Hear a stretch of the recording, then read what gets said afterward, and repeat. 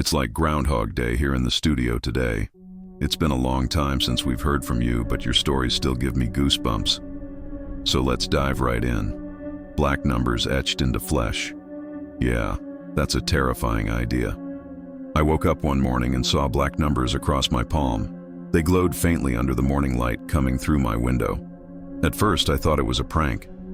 My younger brother, knowing how easily I could wash it off, would have drawn them with permanent marker while I was sleeping. Except the ink wouldn't wash off. No matter how hard I scrubbed or what soap I used, those numbers stayed there like they were burned into my skin. By noon, the numbers had shifted. They were ticking downward by one every few minutes. Still, I didn't tell anyone, not yet. You know, sometimes our brains play tricks on us. I've had a countdown to nowhere before, but never like this. I just figured it was stress.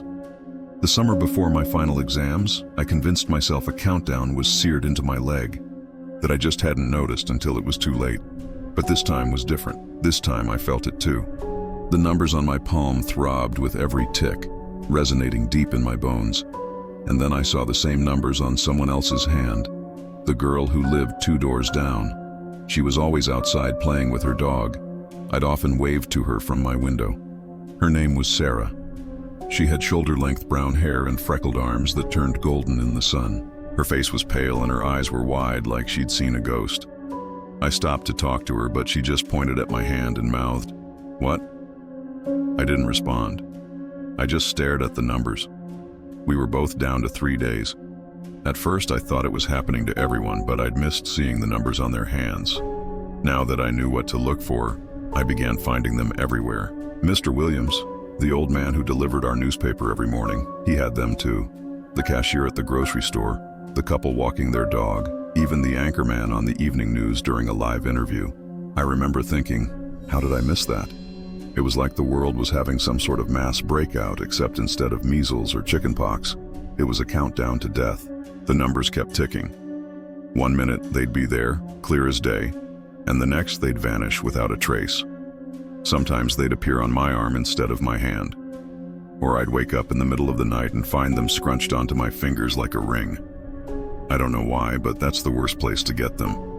It's like they crawl around your body, hiding in the most intimate spots. Each time I looked at someone else's numbers, I could feel my own moving, shifting on me. I couldn't bring myself to ask anyone if they could see it, if they felt it too. But I wanted to, because maybe then I wouldn't feel so alone. Sarah's numbers reached 0 on a Thursday. I was coming home from school and saw her bike outside her house. Then I saw the numbers, felt them wrap around my heart. When I walked past her house, I looked inside.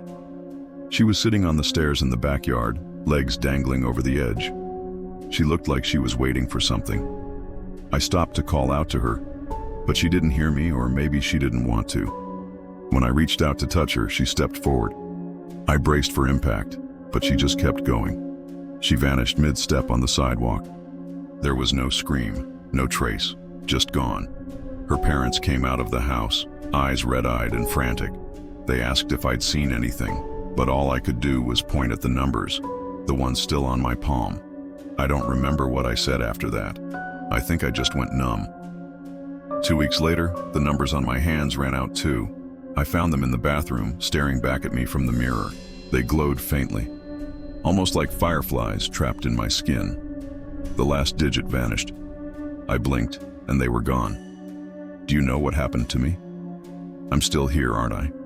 I can move, talk, feel things. And that's the worst part. I'm still here. Some days I wake up and expect to see those numbers again, to feel them burn into my skin. But I've learned to look for other signs, subtle reminders that there are things in this world that we may never understand. Things like missing people and time running out. The first time I saw his numbers, I was working nights at a gas station off the highway. It was the kind of place where drunks stumbled through the door at 2 a.m. looking for a sixth sense, and long-haul truckers stopped in at 11 p.m. to stretch their legs and buy coffee. The bell above the door chimed, and I looked up to see a man. Tall, quiet, he approached the counter. His eyes were fixed on the lottery and scratch-off tickets behind me. I watched as he took a pack of cigarettes and laid them on the counter. His hands were trembling slightly, and I couldn't help but notice the sequence of numbers on his fingers. It matched mine. The same sequence, same glow. I glanced down at my own hands and froze. When had I gotten those numbers? What did they mean? Had I just subconsciously copied his strange tattoo? No, they were always there. I'd had them as long as I could remember. They'd become a part of me, a part I kept hidden, a part that now stared back at me from the man's trembling fingers. He looked up, caught me staring, and for a moment our eyes locked. I didn't know what to say, what to do. He was the first person I'd ever seen with the same numbers. Then he did something that broke the tension. He smiled, a sad smile that reached his tired eyes. He shook his head like he was clearing a thought and pushed his cigarettes towards me. "Keep them," he said. His voice was raspy, tired. I wanted to ask questions, so many questions, but all I could manage was, "What?" He leaned across the counter and whispered, "When they match, it means we'll be together at the end." Before I could respond, he grabbed the pack, turned, and walked out into the night. I didn't get to ask him any questions, but I had plenty of time to think. Was he right? Did it mean we were destined to be together? The more I thought about it, the more sense it made. There were other times I'd seen the numbers, glimpses of them on TV, in magazines, even on license plates. But it was faint, never as clear as they were on the man's fingers. So many people have birthmarks, scars, unique things about them. Maybe this was mine, some sort of sign. But why hadn't I noticed before? Why now? And why him? I sighed. There were more questions than answers, but one thing was certain. I'd seen those numbers on the man twice before. Once in a dream, once in a photo frame. I didn't know what it meant then, but now I did. He was here to remind me. Remind me of what? Of me. Of who I am. Of who I'll be. I rubbed my forehead, massaging the throbbing pulse point. The questions wouldn't leave. Why him? Who are we? Where is he? Will I find him again? How much time do I have left? How much time do we have left? The clock ticked above me. 3:37 a.m. I glanced down at my hand again, noticing the time etched in numbers on my skin. 3 days left. It wasn't a countdown before, but now it was. Now it was a warning. That day, I searched for him everywhere, hoping to find him, to question him, to beg him to take it back. But I never saw him again. Every day the dread grew. Every day the ticks on my skin grew fainter, weaker. Then they began to glow. Every night since, I've heard footsteps outside my apartment door. I haven't opened it. I'm too afraid. Afraid of what I'll find. Afraid of what I won't. Afraid of the end. Afraid of him. 3 days. That's all I have left. In 3 days I'll join him. I'll go wherever this countdown leads. I don't want to. I don't want to go. But I feel him watching me, waiting for me, wanting me, needing me. One day, his numbers will match mine. Then he'll be here for good. We'll be together at the end, whether I want to or not. When I woke up, I was kneeling in the dirt, the cold seeping through my sweater, the taste of grass and rain in my mouth. I sat there for a long time, watching the mist curl over the fields, listening to the wind rattle the loose shutters in the old barn. I knew I should go back to the house, that whoever or whatever had come for me in the night would be back, but I just couldn't seem to move. I felt like I was glued to that spot, like something was keeping me there. And then I heard it, a twig snap in the trees at the edge of the field. I whipped my head around, but all I saw were the leaves rustling in the wind. I told myself it was just a deer, a curious cow, anything to break the tension of the silence. But I couldn't shake the feeling that something or someone was out there watching me. I got up, brushing dirt off my clothes, and started walking toward the house. Each step was like a battle, like my legs were filled with lead. As I rounded the corner of the house, I saw it, a single muddy footprint on the porch. It was large, much larger than my own, and I could have sworn it wasn't there when I left. My heart hammered in my chest as I reached out to touch it, my fingers sinking into the soft mud. Then I felt it, a vibration in the air, a low growl that seemed to come from the earth itself. The ground beneath my feet trembled, and I could feel the vibrations traveling up my legs. That's when I saw them, faces pressed against the window glass, dozens of them, pale and waiting. I stumbled back, knocking over a flower pot, and the growl outside intensified. They were coming closer now, their eyes boring into mine, their mouths twisted in what I could only describe as cruel smiles. I wanted to scream, to run, but I couldn't. I stood there frozen, rooted to the spot as the darkness outside the window seemed to reach out and consume me. Then I woke up again, sitting upright in bed, the covers pulled tight around me. I was soaked in sweat, my heart racing, my breathing ragged. The room was dark, but I could see the vague shapes of the curtains moving slightly in the breeze from the window. I told myself it was just a dream, a nightmare brought on by the storm and the old house settling. But even as I said it, I could feel the unease creeping up my spine. I knew, deep down, that it wasn't just a dream. As the first rays of sunlight peeked through the curtains, I got up, my legs shaky. I needed to get out of the house to escape the suffocating feeling that seemed to be closing in on me. I walked out into the morning, the dew-covered grass spongy beneath my feet. The sky was overcast, but the storm had passed and a strange calm had settled over the land. As I made my way down the field, I kept glancing over my shoulder, half expecting to see those pale faces peering back at me from the windows. But there was nothing, no one. The house stood silent and empty, a dark silhouette against the gray sky.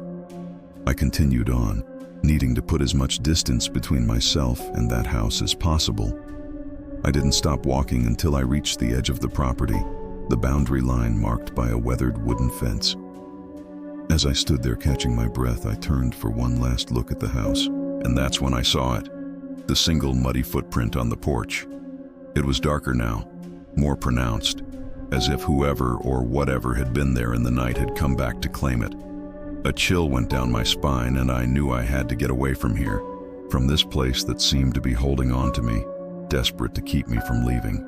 Going to the emergency room is never fun, but this time it was absolutely necessary. I had sliced my hand open at work and it needed a few stitches. So as I sat there waiting for the nurse to get me all patched up, I was kind of looking forward to just getting it over with. When the nurse unwrapped the bandage, she froze. It wasn't a pretty cut, but it wasn't anything she hadn't seen before either. What had her attention was the numbers. They were etched deep into my palm, right across my lifeline. 3, 2, 1. She immediately called for the doctor, and before I knew it, I was being wheeled into a different room. The doctor looked at my hand and didn't even flinch. He just sighed, ran a hand through his hair and asked, "How long do you have?" Confused, I told him 11 days. He nodded slowly, almost sadly, then rolled up the sleeve of his white coat. On his wrist was a black band with the same numbers. 3, 2, 1. I must have looked pretty shocked because he took a deep breath and said, "It's nothing to be alarmed about. It's just another Tuesday." Then he turned away and stared out the window. It was only when I started asking questions that he came back to life and started talking. He told me the hospital had been quietly tracking these cases for months. People coming in with the same countdown, the same cut, the same everything. But it wasn't until a few weeks ago that they started getting patients with the numbers already gone. No countdown, just a big 0. That's when the hospital started taking these cases seriously. "But you don't want to know what happens when it ends," I said. He shook his head, still staring at me like I was some kind of specimen. Then he reached out and pressed something into my hand. It was a folded slip of paper. I unfolded it carefully. On it was a date and a place, a date that happens to be today and a place that happens to be here, the hospital. He told me to go there alone, just show them the paper. They would take care of me. Then I would wait. I still don't know what for. The doctor wouldn't say. All I know is that if I don't show up today, or if the numbers on me run out before I get there, then it won't end well for me. And now I'm sitting here waiting for 3 p.m. to roll around so I can head to the hospital and meet my fate. Or maybe someone will come save me and put an end to this madness. Yeah, probably not. I've been sitting here for hours now, watching the clock tick by. It's 2:54 p.m. and no one has come to save me. In fact, no one has come in at all. The door is slightly ajar, and I can hear muffled voices on the other side. I can hear them talking about me. They know I'm in here. Now it's 3 o'clock. I've got butterflies in my stomach, but I have to do this. I have to find out what's going on. I pushed the door open and stepped out into the hallway. It was empty. I walked toward the voices and found the source. A group of doctors and nurses huddled around a clipboard. They stopped talking as soon as they saw me, their eyes wide with surprise. "You're early," one of the nurses said. I smiled weakly and showed her the note. "You said to meet you here," I whispered. Her eyes widened in alarm and she quickly ushered me into a room. There was a woman sitting behind a desk. She looked up at me as I entered, her expression unreadable. "You're here alone," she stated, not exactly a question. "They told me to meet them here," I replied, holding out the note. She took it from me, scanned it, then looked up at me again. "Take off your shirt," she said. I hesitated. "What?" She stood up, walked up to me and ripped my shirt off. Once it was gone, she stepped back and motioned toward the door. "Go through that door," she instructed. "Don't look back. Don't try to remember anything. Just keep moving forward." I did as I was told. I walked through the door and closed it behind me. I didn't dare look back. I couldn't bring myself to look back. What if I never got to see the light of day again? What if I was trapped in that room forever? Now I'm sitting here, hiding under a table in this dark, dank basement, hugging my knees to my chest. I don't know where I am. I don't know how long I've been here. All I know is that the numbers on my hand are gone. Hello, everyone. Hello. Hello. Welcome to my channel.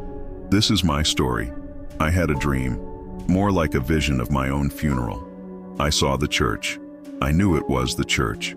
Even though I'm not religious, I could tell by the steep roof and the slightly garish stained glass windows. I could see the rows of pews and the people sitting in them. I recognized most of the faces. They were friends and family. They were smiling, crying, nodding their heads in unison as if listening to a particularly sad song. Then I noticed a man at the back. I didn't recognize him. He was sitting alone. His head was bowed, his hands clasped together. His palms were bare. No wedding ring, no numbers. He looked up. Well, I don't know that he looked up. I felt him look at me. And even though I was watching from above, outside of myself, somehow, I could feel his gaze boring into me. He mouthed the words, "soon," and then he was gone. When I woke up, my numbers had dropped faster than usual. It was almost as if someone had pressed the fast-forward button. For the first time in weeks, I skipped breakfast and started what felt like an endless string of hours, 11, 12, 1 o'clock. I didn't have anything to do, nowhere to be. So I walked around the city aimlessly. I kept checking my phone, half expecting the numbers to reappear, to jump up and down on the screen. But they didn't. They were still gone, missing in action. Then I started seeing him. I saw him in line at the grocery store. I was buying a soda and a bag of ice, trying to make myself feel better.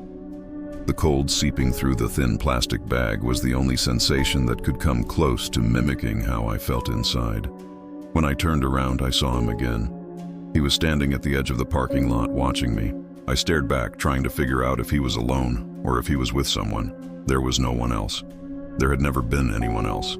I couldn't see his face, but I could feel his stare boring into me. He didn't smile, he didn't wave. He just stood there silently watching me. This happened every day for 2 weeks. We were always separated by a crowd or a wall or a pane of glass. He was always watching, never getting closer, never saying a word. I tried to shake him off, to lose him in the crowd, but it was no use. He was always there. Standing at the edge of the coffee shop across the street, leaning against a tree in the park, sitting in the row of shops closest to mine, watching me work. Once I stopped to get gas, and I swear he was pumping gas at the same pump as me, our hands barely a foot apart. We didn't speak. I couldn't make eye contact because I was too afraid. Too afraid to see the next words come out of his mouth. Too afraid to hear what I already knew. My funeral feels closer every day. and I know he'll be there when my countdown ends. I don't know why he's there every day. Before I saw him at my funeral, I saw him in the reflection of a shop window. I saw him watching me as I walked past. He was alone, but I wasn't. I felt him beside me, behind me, around me. He became my shadow, my constant companion, the only thing that made sense in a world that was rapidly losing its meaning. I asked a friend, a true friend, one of the few I have left, if she thought I was going crazy. She said, "Crazy? You've been crazier. Remember when you thought the taxman was after us?" But then I showed her the messages, the ones I'd been receiving on my phone, the ones that appeared out of nowhere. The words burned into my retinas, seared themselves into my brain.